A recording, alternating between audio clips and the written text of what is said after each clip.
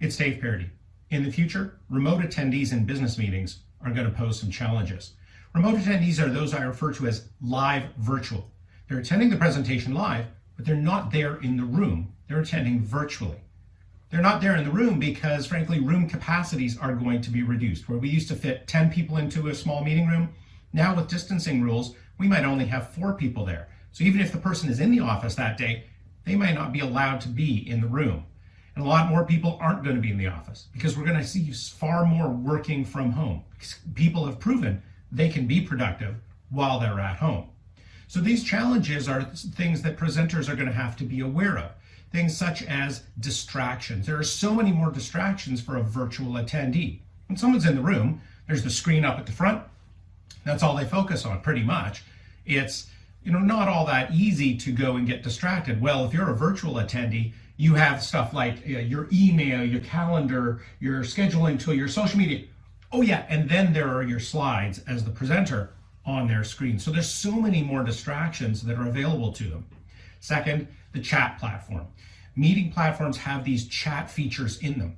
And what's been happening is people are using them a lot, but there might be a second meeting going on. So presenters are going to have to be aware of that chat platform. And the screen is going to be much smaller for a virtual attendee. You might be used to, the 2 screens that you have at a desktop. Well, that's not going to be the case for most people when they're working from home. They're going to have a small laptop screen or maybe even just a tablet. So the screen's going to be much, much smaller when they're at home. Presenters are going to have to adapt.